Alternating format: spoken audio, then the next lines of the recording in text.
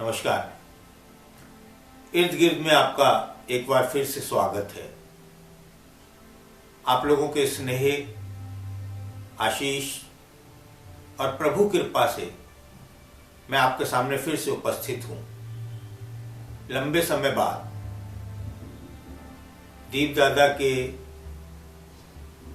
अनंत यात्रा पर निकल जाने के बाद मैं पहली बार आपके सामने आया हूँ। मेरे परम आदरणीय, परम प्रिय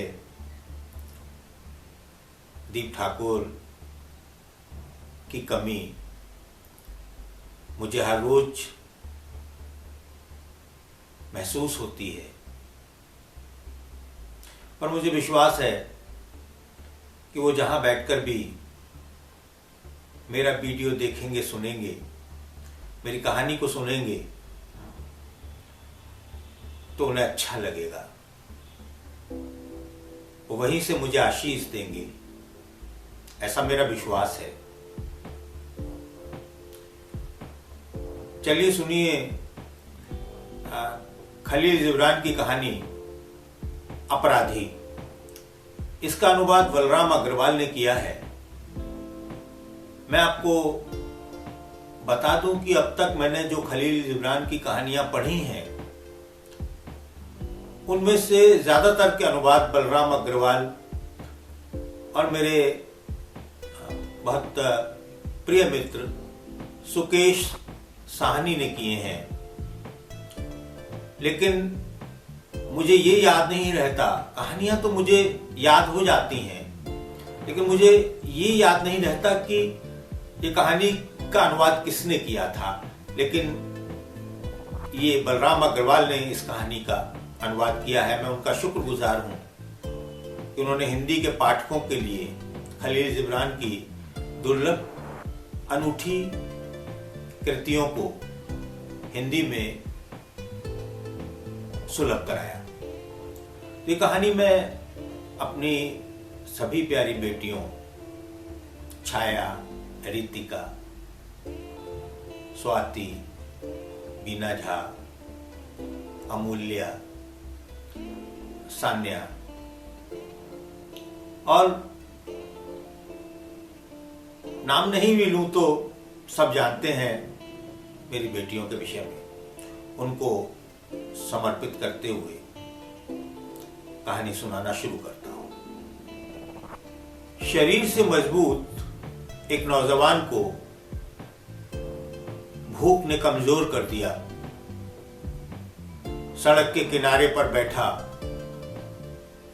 वो हर आने जाने वाले के सामने हाथ फैला रहा था।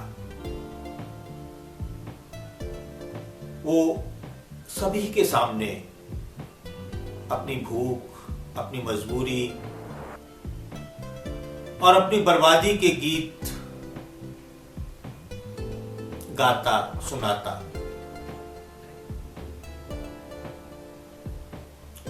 रात हुई, उसका गला सूख गया, उसकी जुबान ऐंठने लगी, लेकिन आगे पसरे हुए उसके हाथ उसके पेट की तरह ही खाली थे। वो किसी तरह उठा और शहर के बाहर चला गया। वहां एक पेड़ के नीचे बैठकर दहाड़े मारकर रोने लगा। भूख उसकी आंतें चबा रही थी। उसने अपनी सूजी हुई आंखों को आसमान की तरफ उठाकर कहा, हे ईश्वर, मैं अमीरों के पास काम मांगने गया, लेकिन मेरी दयनीय स्थिति देखकर उन्होंने मुझे बाहर निकलवा दिया, धक्के देकर बाहर निकलवा दिया। मैं स्कूलों में गया, स्कूलों के दरवाजे खटखटाए, लेकिन मेरी जेब, मेरे हाथ खाली देखकर उन्होंने मुझसे माफी मांग ली। पेट भरने के लिए मैंने अपना व्यवसाय शुरू किया, लेकिन मुझे उसमें भी कामयाबी ना मिली। हताश होकर मैं एक अनाथालय गया। मुझे देखते ही तेरे पुजारी ने कहा, ये कामचोर है, इसे भीख मत देना। हे ईश्वर,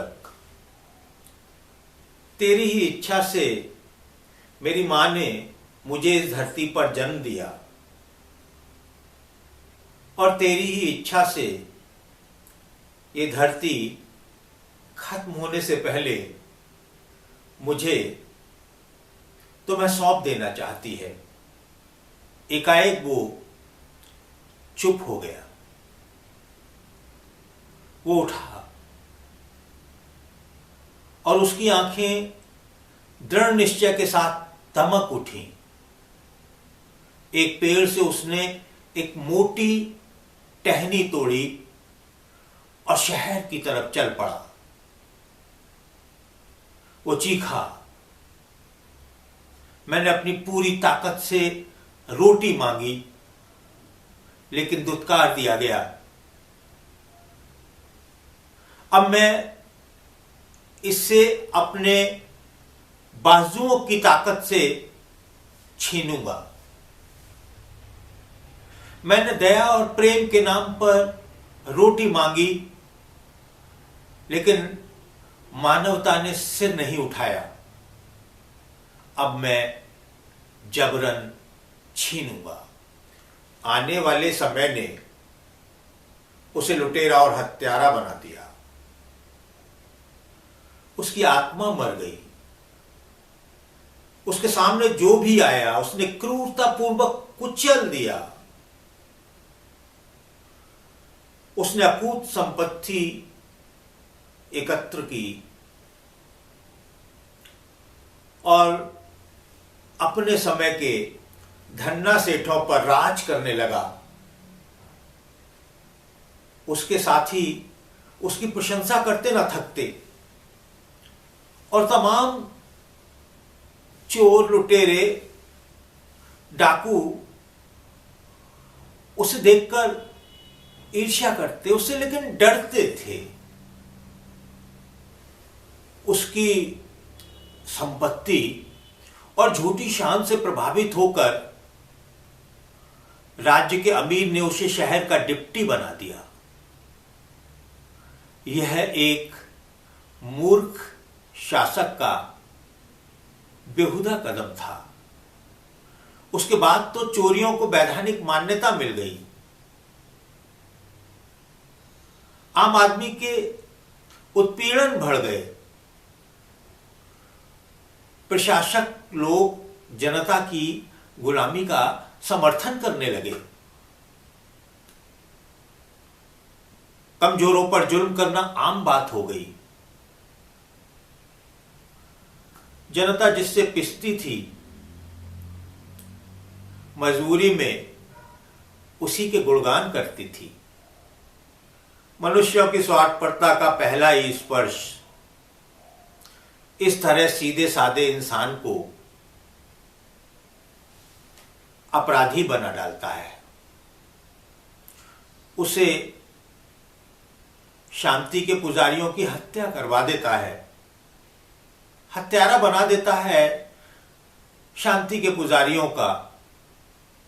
बड़ा बनने के छोटे छोटे स्वार्थपरक लालच पनप जाते हैं और हजार गुनी ताकत के साथ मानवता की पीठ पर छुरा भोंकते हैं।